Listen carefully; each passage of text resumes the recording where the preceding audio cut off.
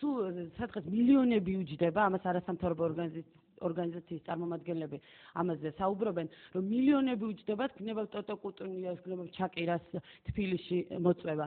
ბატონ გია, ხომ არ ფიქრობთ, რომ უკეთესი იქნებოდა სწორედ ეს თანხები, აი ამ ხელოვან ადამიანებს მოხმარებოდა. თქვენ გისაუბრეთ ამის შესახებ პრეზიდენტ სააკაშვილთან? ერთ გეტყვით მე კინოს შესახებ, ახლა კინო ახსენეთ თქვენ და კულტურის მინისტრისგან არის ინიციატივა, რომ ქართული კინო დღეს და საერთოდ კინო წარმოება ყველაზე კარგად იცით ალბათ, რომ დღეს ქართული კინოს ძალიან კარგად ვიცი, კინო წარმოება მთლიანად თავისუფლდება გადასახადებისგან რამოდენიმე წლის განმავლობაში. ეს ინიციატივა ეკუთვნის კულტურის მინისტრს. მე უნდა გითხრათ, რომ ეს არის პრეზიდენტის სურვილი ძალიან დიდი და ალბათ პარლამენტში შემოიტანს სამინისტრო ამ კანონპროექტს ინიციატივის სახით და ჩვენ ამას განვიხილავთ და აუცილებლად მივიღებთ. ეს იქნება როგორც წყალი თევზისთვის და როგორც ჰაერი ჩვენთვის ადამიანებისთვის, კინოსთვის. ეს ამითი მე დარწმუნებული ვარ, რომ აი დაიწყება ქართული კინოს გადარჩენა და აყვავება. გასაგებია, თუმცა ბატონ გია, მე მინდა კითხვაზე მივიღო ეს მნიშვნელოვანი ნაბიჯი კეთდება კულტურისთვის. ეხლა მე შემიძლია ციფრებით გითხრათ, დღეს ისეთ პოზიციაში ვარ, რადგან ხელისუფლებაში ვარ და თქვა საპარლამენტო ხელისუფლებაში, ციფრებით შემიძლია გითხრათ. ქართული კულტურისთვის და სპორტისთვის დღეს სახელმწიფო ხარჯავს, მეც ვისურვებდი. თქმა უნდა. და ყველა. თქვენ ისურვებდით, რომ ტოტო კუტუნიას 9 მილიონი მერაბ კოკოჩაშვილს გადაეცეს ბატონ გია, ხომ არ ფიქრობთ, რომ ეს მეგავი ტოტო კუტუნიას ფული გადაეცეს მერაბ კოკოჩაშვილს? დიახ, იმისთვის, რომ ახალი ფილმი გადაიღოს, არ თვლით თქვენ ესე უკეთესად? რა თქმა უნდა, კი, რა თქმა უნდა, მაგრამ ამის შესახებ პრეზიდენტთან საუბრობთ. ამის, იცით რა, ტოტო კუტუნიოს თავისი ადგილი აქვს. ქართულ რეალობაში. შაკირასაც თავისი ადგილი აქვს. ბატონ მერაბს რა თქმა უნდა თავისი ადგილი აქვს და სულ ყველას. აქ მოწვევაზეც უნდა იყოს ლაპარაკი, თუ ქვეყანა ვართ, საკუთარის დაფასებაზეც უნდა იყოს. ესე არ შეიძლება ლაპარაკი, რომელი ავირჩიოთ და როგორ გავაკეთოთ. ვერ გავაკეთებთ არჩევანს ტოტო კუტუნიასა და ქართულ ხელოვანებს შორის, ბატონ გია? კი, მაგრამ ქვეყანას ორივე ჭირდება, ნუ გადავეკიდებით მაინც ეს ტოტო კუტუნიას. არა, უბრალოდ მე ერთ-ერთმა კი ბატონო, შაკირაზე ვისაუბრებ მე. იავნანავ თქვა, რატო არ ამბობთ იმას, რომ თქვა აქ იყო ჩამოსული გენიალური კლასიკური მომღერლები. 1, 2, 3, ამაზე კი ბატონო, ამაზე თქვენ სწორედ იმიტომ ხართ მოწვევა, თქვენი საუბრობთ კი. ხო, არა, ეს გააკეთა არა სახელმწიფომ სხვათა შორის. შეიძლება სახელმწიფოს ხელშეწყობით, მაგრამ არა სახელმწიფო ეს გააკეთა ფონდმა იავნანამ თქვა, ხო?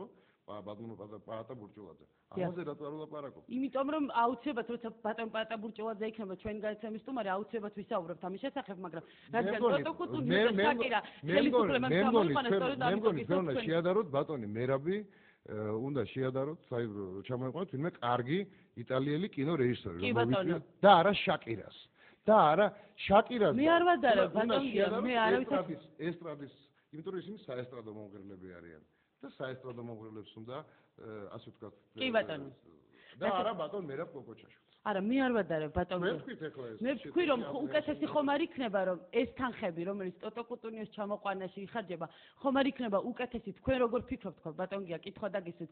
მოხმარდეს იგივე ბატონ მერაბ კოკოჩაშვილის ახალი ფილმის შექმნა. აი ესე დავსვი შეკითხვა ბატონ გია.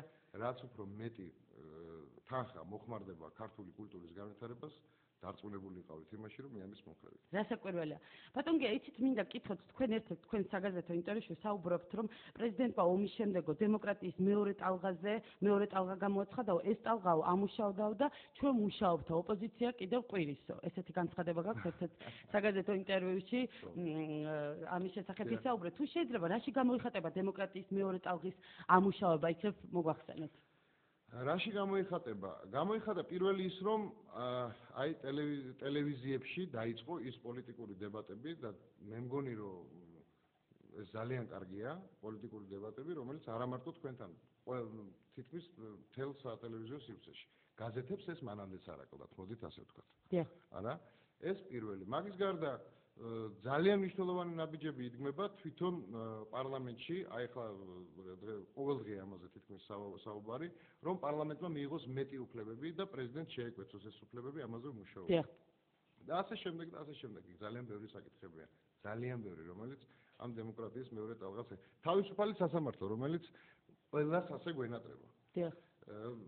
სულ იცით რა, არის ოპონენტები ამბობენ, რომ აი ხვალ ახლა ჩვენ რო ვიყოთ ხელისუფლებაში, ხვალ იქნება თავისუფალი სასამართლო და აი თითქოს აი ისეთ შეგრძნება მრჩება, რომ ისინი რომ მოვიდნენ, ხვალვე თავისუფალი სასამართლო იქნება საქართველოში. რა არის საჭირო ბატონგია 200 წელია ჩემო საყვარელო იმის მერე რაც თქვათ ჩვენ დავკარგეთ სახელმწიფოებრიობა და ეს იყო 1800 პირველი წლიდან მოყოლებული ჩვენ და მანამდე მეფის ხელისუფლება იყო და სასამართლო მოგეხსენება რა. ესე იგი უნდა ვთქვათ რომ სასამართლო გამოცდილება ჩვენ საერთოდ არ გქონია ხო? თავისუფალი სასამართლო ჩვენ ახლა ვსწავლობთ პატარა ბავშვებით ფეხადგმულები მივდივართ. და ჩვენ აი სულ რაღაც 20 წელია რაც დეკლარირებული თავისუფლება გვაქვს და სახელმწიფოებრიობა რაც ფუნდამენტი რასაც ქვია სახელმწიფოებრივი ფუნდამენტი არა ჩაყრილი თავისი პოლიციით თავისი ენერგეტიკით თავისი ეკონომიკით და ასე შემდეგ 4 წელი მოდი თქვა პირდაპირ ეს 4 წელია აი ამ დროის განმავლობაში როგორ შეიძლება რომ ხვალვე ჩვენ ეს ნაბიჯ-ნაბიჯ გასაკეთებია მე მტკივნეულ რამეს ვამბობ ახლა ძალიან რთულია მე წინდა რომ ხვალ ეს ყველაფერი ასე იყოს მაგრამ ჩვენ ყველამ კარგად უნდა გავიაზროთ არის დინამიკა წინსვლის ესე იგი საქმე კეთდება მე არ ვამბობ შედეგზე საქმე ბევრგან რთულად არის მაგრამ წინსვლა არის დინამიკა არის ესე იგი საქმე მედის თუმცა ბატონგია რადგან თქვენ თავად ისაუბრეთ სასამართლოზე თქვენი ოპონენტები საუბრობენ რომ მოსამართლეები გადაწყვეტილებას იღებენ მობილური ტელეფონებით ანუ ეს კადრებიც არსებობს ბატონგია გირგულიანის სასამართლოს ხევში როდესაც მოსამართლეს აწვია მობილურ ტელეფონს და შემდეგ ამ მოსამართლეს გამოაქვს გადაწყვეტილება ამას ბევრი დრო ჭირდება ბატონგია ამის გამოსწორება ჩვენ მივდივართ იქეთკენ რომ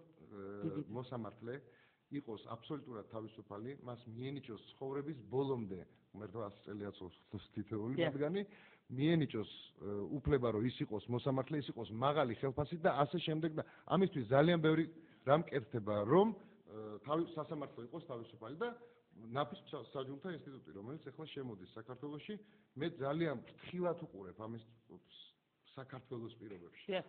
ძალიან ფრთხილად უყურებ და ძალიან ნერვიულობ ამაზე და მეშინია, მაგრამ ძალიან დიდი იმედი მაქვს, რომ ქართველები ამას სწორად გავარჩევთ. კი ბატონო, ბატონგია ბოლოს მინდა გკითხოთ, თქვენ უკვე 1 წელია პარლამენტის წევრი. 1 წელი არ არის. თითქმის. თითქმის არ ნიშნავს, რომ არის 1 წელი. კარგით, რამდენიმე თვეა. რამდენიმე თვეა. იმის მერე რამდენი რამ გავიარე პარლამენტში რომ მოვედით, იმის მერე დაიწყო ომი, რუსეთის აგრესია, ასე რომ რა ვიცი. კიდევ რა გაიარეთ ბატონგია? ნუ ძალიან თუ აი ომი ცოტაა. არა, ომი ცოტა ნამდვილად არ არის, ომი ძალიან ბევრია. ბატონგია, მინდა გკითხოთ, თქვენი განცხადებები პარლამენტში, გლებათ ხელოვნების თემაზე, გლებათ სხვა მნიშვნელოვან თემაზე. თავად პარლამენტის პლენარულ ხდომაზე მე არ მახსენდება. რატომ არ აქტიურობთ ბატონგია? ბევრი გაქვს სასაუბრო, როგორც ახლა ხდება. იცით რა, გააძლევთ პირობას, რომ ნელ-ნელა გავაქტიურდები, იმიტომ რომ მე აქამდე რატომ არ აქტიურობთ? იმიტომ რომ რაღაცებს მე ძალიან თუ არ ვიცი და არ ვისწავლე და გარემო არ შევისწავლე საერთოდ თუ არ იცოდით ბატონგია ბევრი საკითხი პოლიტიკოსი რატომ წახვედით ტექნოლოგია არა ეს სხვა არის ტექნოლოგია შიდა ტექნოლოგია ხო უნდა ვიცოდე ჯერ მე სხვებს უსმენდი და მქონდა ის დრო ის ჩემთვის ავიღე ვინ არის თქვენი მასწავლებელი ბატონგია პარლამენტში უსმენ არა მასწავლებელი შეიძლება იყოს მე მისწავლია როგორ გითხრათ ეხა იქით შემოქმედებით ხარეს გული. კი ბატონო, მიხეილ გუმანიშვილი იყო თქვენი მასწავლებელი. კი ბატონო, მაგრამ მე თანდახან რჩევა დამლაგებლისგანაც მიმიღია, უბრალო გამლელისგანაც მიმიღია და მაყურებლისგანაც მიმიღია. ასე რომ მასწავლებელი არის ცხოვრება. კი ბატონო.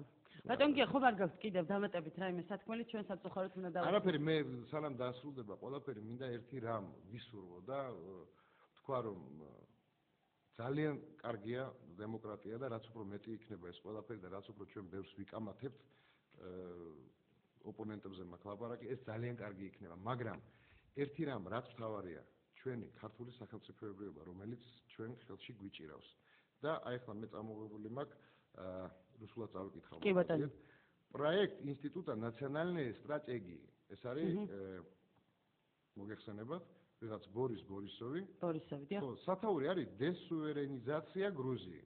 ეს არის 2009 წლის 4 თებერვლის გამოცემა. თუ დრო გვაქვს 2 წუთი, არა გვაქვს? კი батоно, ძალიან მოკლედ თუ შეიძლება. Война только тогда может считаться успешной, когда достигнуты правильные военно-политические цели этой войны. В любом другом случае эта война проиграна.